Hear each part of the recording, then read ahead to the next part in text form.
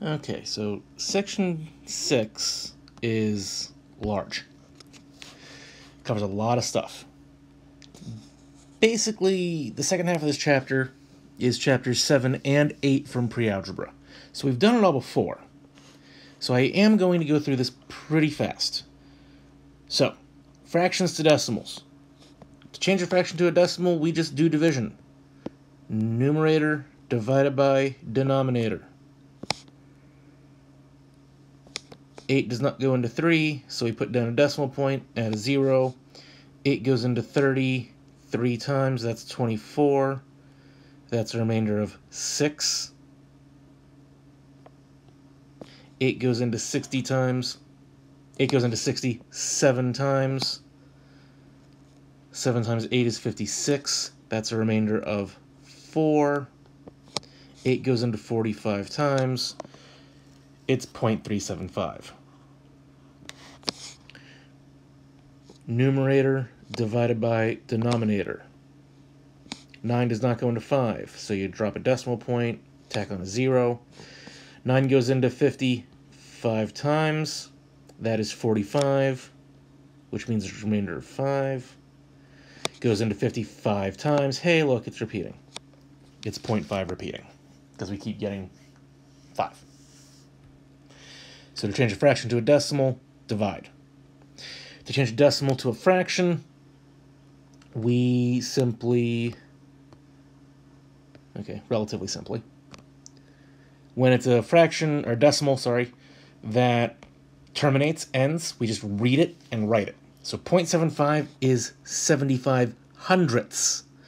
Remember, the second place is the hundredths place, so it's 75 hundredths. If you've got a fraction that simplifies, you will simplify. That is actually 3/4. 0.4 is 4 tenths. So 4 tenths simplified is 2/5. 0.032 is 32 thousandths. Let's see, I know those both divide by 4, but they'll divide by 8 as well. Yeah, if you divide both of these by 8, you get 4 125ths. You may have to do that in multiple steps, that's fine. With a repeating decimal, that is 0.6 repeating. So without the repeating symbol, it would be 6 tenths. But because it's a repeating decimal, we take 1 away from the denominator. That's all we do for a repeating decimal. Say it normally, 6 tenths. Because it's repeating, take 1 off of the denominator. So that's really 6 ninths, which simplifies to 2/3. Okay. I am going through these fast, but this is review. Okay. 0.33 repeating is 33 over 100 minus 1, which is 33 over 99, which is 1/3. And 0.121 repeating is 121 over 1,000 minus 1. That's 121 over 999. And I honestly haven't got a clue if that simplifies or not. My instinct is to say no, because 121 only divides by 11, and 999, doesn't divide by 11. So that's a simplified fraction. It's just 121 999ths. And decimals and percentages. Oh, this is going cool. Write 0.87 as a percent. So when you're given a decimal, you just slide it 2 places right. 0.87 is 87%. When you're given a percent, remember the decimal's invisible in the end, you just slide it 2 places left. The answer for that would be 0.64. I apologize for myself, I'm going off there. So percentages are sliding decimal points around. Continuing, ratios. Ratio is a comparison of two quantities by division. And a proportion is a statement that two ratios are equal. So the ratio of students to faculty members at a college is 15 students to 1 faculty member. We know 675 students attend the college. The question is, how many faculty members are there? Ratios get us proportions. Proportions, we hopefully remember, as cross, multiply, and divide. So I'll actually change my ink here. 15 times x is 15x. 675 times 1 is 675. And you divide both those by 15.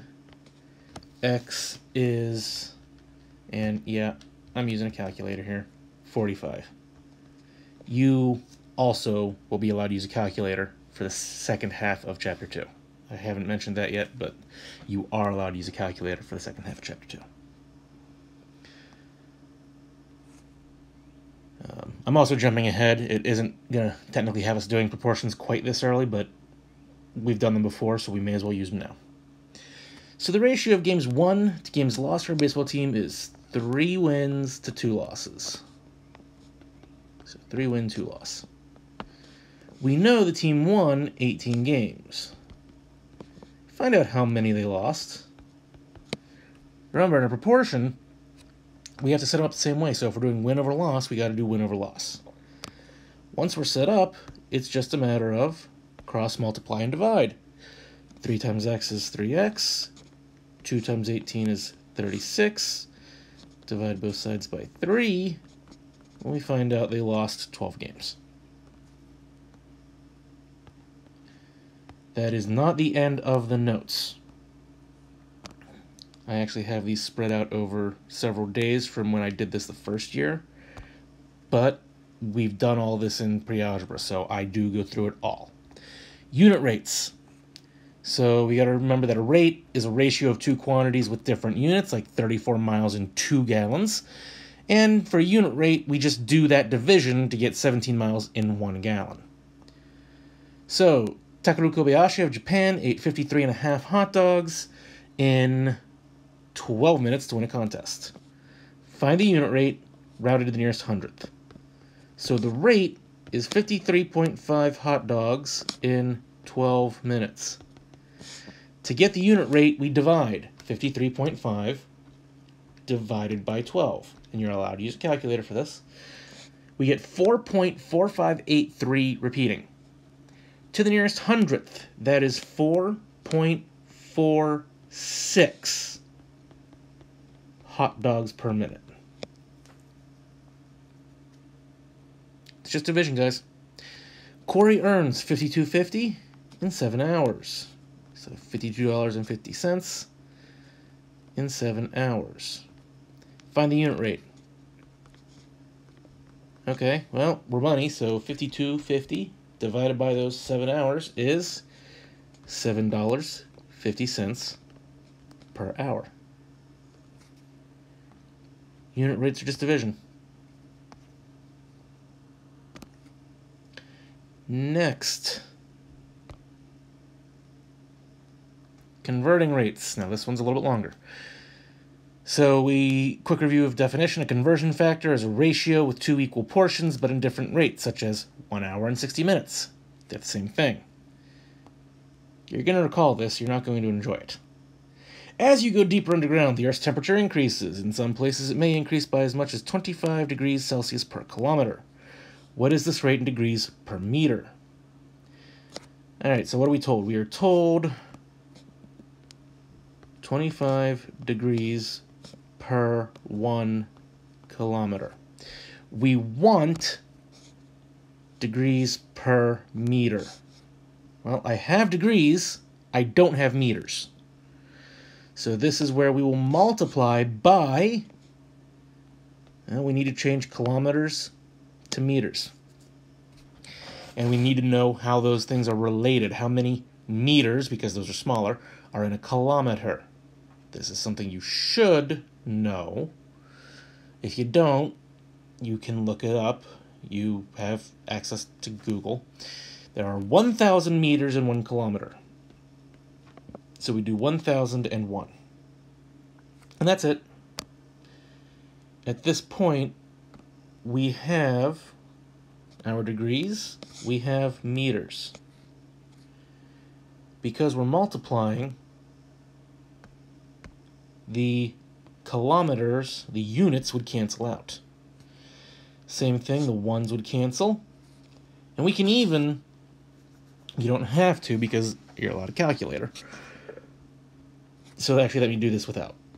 If we just multiplied straight through, we would get 25 degrees per 1,000 meters. And you do have to simplify that fraction because it does simplify. It gets you... Actually, I'm sorry, you're not simplifying. You're changing it to a unit. You have to divide. You have to do 25 divided by 1,000. And that is... I gotta write it down here so I've got space. 0.025 degrees per meter. Okay. We did these last year. As a matter of fact, you'll recognize some of the problems I'm going to do. It's just multiplication by one or two things, and then doing the division at the end. The dwarf seahorse Hippocampus zosterae swims at a rate of 52.68 feet per hour. What is the speed in inches per minute? I need inches and minutes. I currently have feet and hours, so that does me precisely no good. We've got to change both the distance and the time measurements, and it doesn't matter how I do it. So let's actually change feet to inches first. Why not? Feet are in the numerator, so to cancel, feet have to go to the denominator. And we're going to be relating inches and feet.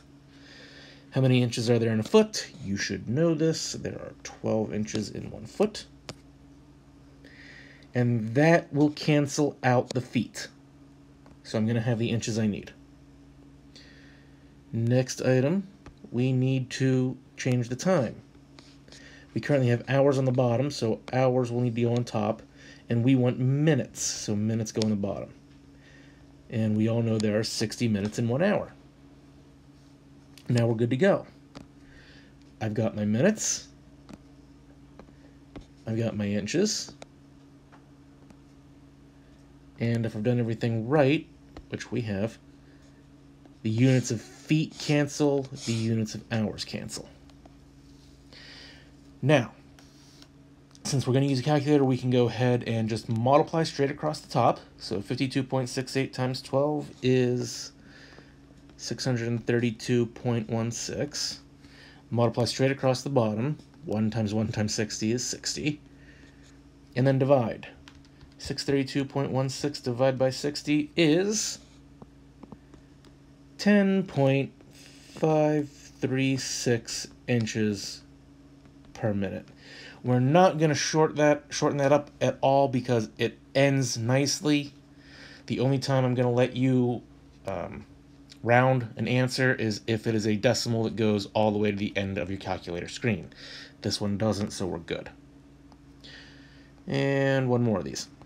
A cyclist travels 56 miles in 4 hours.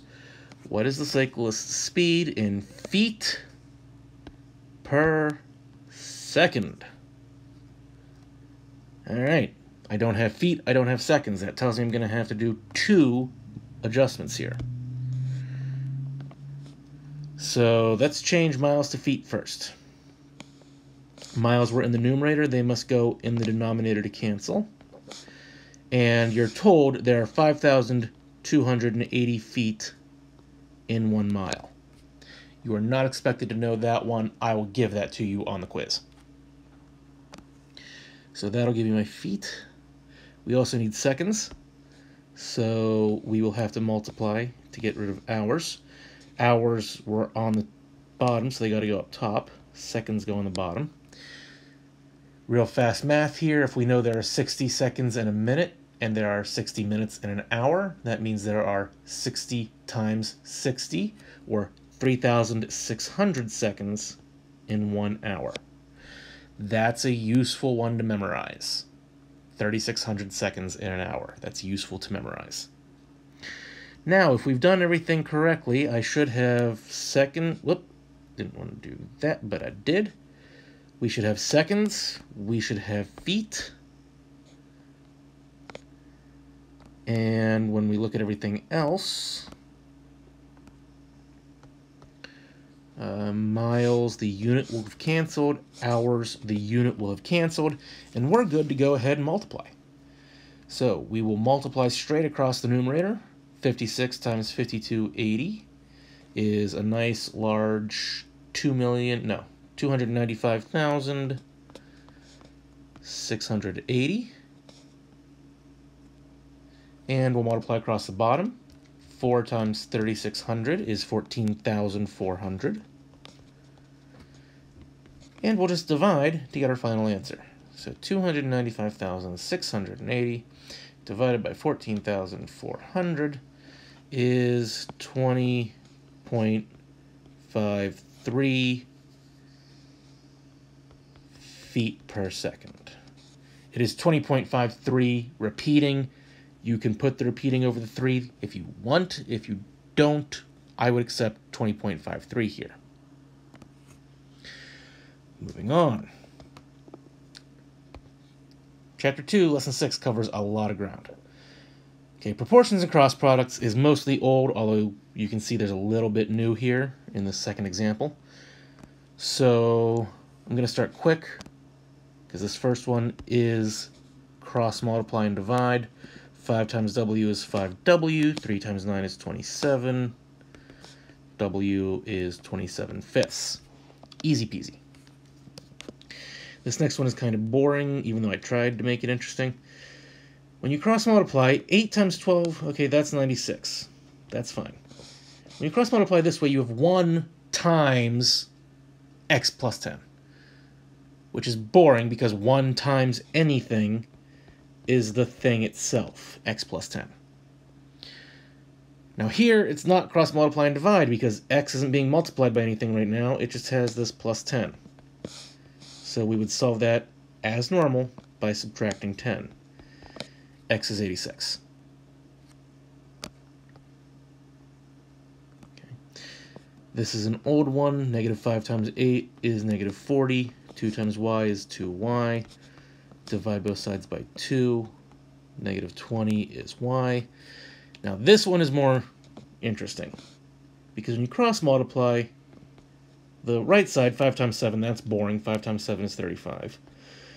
But the upwards one is 4 times g plus 3. Not 4 times g plus 3. 4 times g plus 3. You actually have to multiply the 4 to both the g and the 3. So it's really 4g plus 12 equals 35. It's some sneakily hidden distribution. Then we have a two-step equation to solve. Hack 12 off to get 4g equals 23. And divide by 4 to get g equals 23/4. Again, we will leave improper fractions alone. And the last piece of 2/6. Scale drawings and models. So a scale is a ratio between two sets of measurements, such as 1 inch is equal to 5 miles. And a scale drawing or model uses a scale to represent an object as smaller or larger than it actually is. These are going to be proportion problems, folks. On a map, the distance from Chicago to Evanston is 0.625 inches. So 0.625 inches.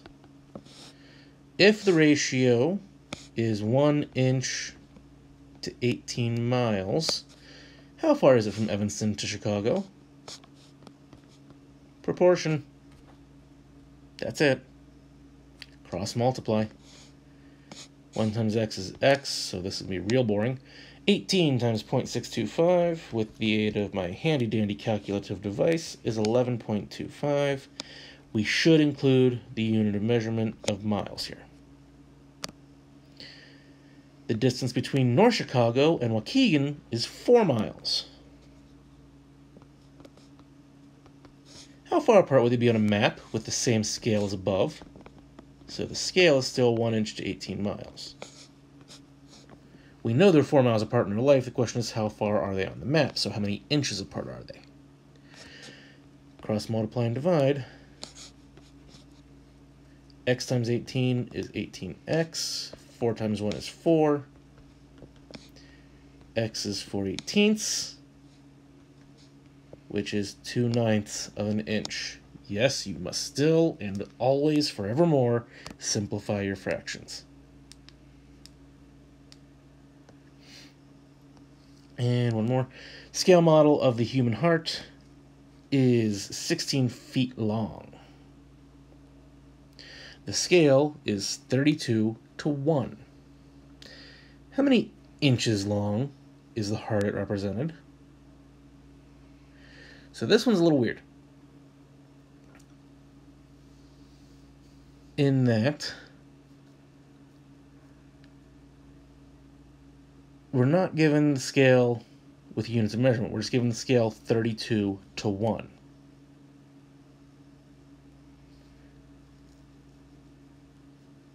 Okay. Now what you need to understand is that scales are given as scaled measurement over the real world measurement.